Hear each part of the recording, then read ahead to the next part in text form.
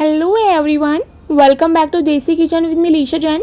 आज हम बनाएंगे अनंत चतुर्दशी स्पेशल गोंद पंजरी या फिर पंचमेवा पंजरी की रेसिपी, जो कि आप व्रत में भी इंजॉय कर सकते हैं।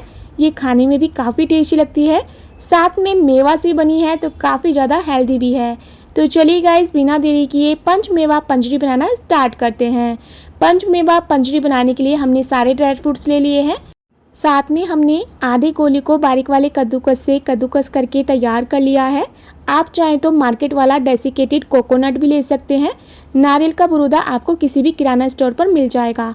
100 ग्राम मैंने गोंद लिया है, जो कि आपको मार्केट में इजीली मिल जाएगा। साथ में 50 ग्राम बादाम को मैंने बारीक चॉप कर लिया है, खरबूजे की गिरी, और थोड़े से मखाने को हमने छोटे छोटे पीसेस में कट कर लिया है। गोला हमने पहले से ही कद्दूकस कर लिया था। अब हमने लेनी है एक कढ़ाई, और कढ़ाई में ऐड करेंगे 2 कप भर के चीनी, जो कि हाफ केजी जितनी होगी, और साथ में 1 कप भर के पानी ऐड कर देंगे और 2 तार की चाशनी बनने तक अच्छे से पकने रख देंगे। इधर हमने दूसरी कढ़ाई ले ली है और इसमें हम 2 बड़ा चम्मच देसी घी लेंगे। सबसे पहले हम इसमें गोंद को फ्राई करेंगे और अच्छे से फुला लेंगे। जैसे कि मखाने होते हैं ना, उसी तरीके से ये गोंद फूलकर तैयार हो जाता है, अगर आपका गोंद अच्छी क्वालिटी का है तो। ये देखिए कितना बढ़िया सफ़ेद सफ़ेद गोंद फूलकर तैयार हो गया है।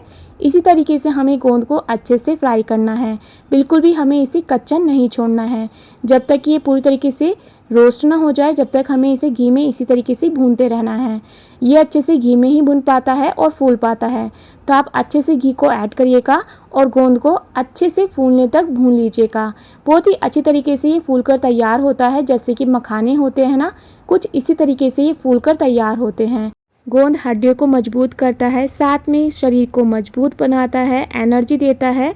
अगर आप इसे सर्दियों में खाते हैं ना, तो आपको ये सर्दी खांसी जुकाम से भी बचाता है। तो गोंद के भी कई सारे फ़ायदे हैं, तो आप इसे ज़रूर से ऐड करिएगा। अब हमने अच्छे से गोंद को रोस्ट कर लिया है घी में। ये देखिए, ये कचरी की तरह कच बोलता है। इसी तरीके से बढ़िया से ये रोस्ट होना चाहिए। घी की बिल्कुल भी कंजूसी मत करिएगा, घी में ही ये अच्छे से भुन पाता है। फिर से हमने कढ़ाई में 1 बड़ा चम्मच देसी घी और साथ में मखाने, खरबूजे की गिरी को ऐड करेंगे और दोनों को अच्छे से रोस्ट कर लेंगे, मखाने के क्रिस्पी होने तक और खरबूजे की गिरी के फूलने तक। बहुत ही बढ़िया तरीके से मखानों के साथ खरबूजे की गिरी रोस्ट हो जाती है और बढ़िया तरीके से फूल जाती है और जलती भी नहीं है। तो आप इस तरीके से एक बार खरबूजे की गिरी को मखाने के साथ रोस्ट करिएगा, बहुत अच्छी तरीके से रोस्ट हो जाती है। दोनों को हमने अच्छे से रोस्ट कर लिया है, खरबूजे की गिरी अच्छे से फूल गई है। अब हम इसको अलग प्लेट में निकाल लेंगे और साथ में बाकी सारे ड्राई फ्रूट्स को भी रोस्ट कर लेंगे। इस तरीके से आप सारे ड्राई फ्रूट्स को रोस्ट कर लीजिएगा। बाकी सारे ड्राई फ्रूट्स को हमने घी में रोस्ट कर लिया है। इधर हमारी दूसरी गैस पर चाशनी भी पककर तैयार हो गई है। इसको हम चेक करेंगे। इस तरीके से कड़छी पर 2 उंगली से हम इसको चेक करेंगे तो काफ़ी सारे तार बन रहे हैं चाशनी में। तो बस हमें इसी स्टेज तक चाशनी को पकाना है।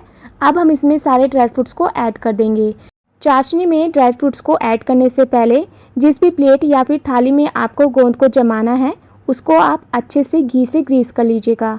अगर आप व्रत के लिए ये गोंद तैयार कर रहे हैं ना, तो आप देसी घी में ही इस गोंद को तैयार करिएगा, इसका टेस्ट डबल हो जाता है।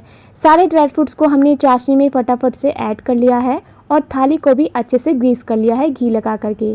सारे ड्राई फ्रूट्स को चाशनी के साथ 1 से 2 मिनट के लिए पका लेंगे और इस तरीके से तैयार करने के बाद फटाफट से थाली में ट्रांसफ़र कर लेंगे। इसे हमें डालने में बिल्कुल भी देरी नहीं करनी है। अगर आपने पंजरी बैटर को जमाने में ज़रा सी भी देरी कर दी, तो आपका पंजरी बैटर कढ़ाई में ही जम जाएगा, फिर आप इससे पंजरी नहीं बना पाएंगे। तो हमने फटाफट से ही सारे बैटर को ग्रीस की हुई थाली में ट्रांसफ़र कर देना है और इसको पतली पतली लेयर में फैला देना है। जितनी भी पतली मोटी आपको पंजरी जमानी है ना, अपने अकॉर्डिंग आप इसे पतला मोटा रख सकते हैं। गरम बैटर को आप जैसा चाहें वैसी शेप दे सकते हैं। मैंने एक कटोरी पर हल्का सा घी लगा करके इसको दबाते हुए फैला दिया है। आप देख सकते हैं बहुत ही बढ़िया तरीके से गोंद जम गया है। अब हम इसको पूरी तरीके से ठंडा होने देंगे। पहले हम इसमें हल्के से कट लगा देंगे, जिससे कि हमारी जो गोंद की पंजरी है बहुत ही परफेक्ट सी शेप में तैयार होती है।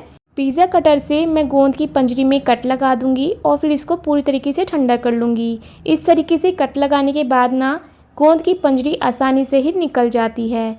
तो आप इस तरीके से गोंद की पंजरी बनाइएगा। अगर आपको रेसिपी पसंद आ रही है थोड़ी सी भी, तो वीडियो को लाइक शेयर एंड सब्सक्राइब करना मत भूलिएगा। साइड में भी बेल आइकन प्रेस कर लीजिएगा, जिससे कि आपको मेरी नई नई रेसिपीज़ का नोटिफिकेशन मिलता रहेगा। अभी गोंद पंजरी काफ़ी गर्म है, इसलिए ये हल्की सी टूट रही है। जब ये पूरी तरीके से ठंडी हो जाएगी, उसके बाद इसके पीसेस परफेक्ट तरीके से निकल कर आते हैं। पर मैं सोच रही थी कि जल्दी से एक पीस निकाल कर दिखा दूँ आपको, पर पूरी तरीके से ठंडा करने के बाद ना इसके पीसेस परफेक्ट तरीके से निकल कर आ गए हैं।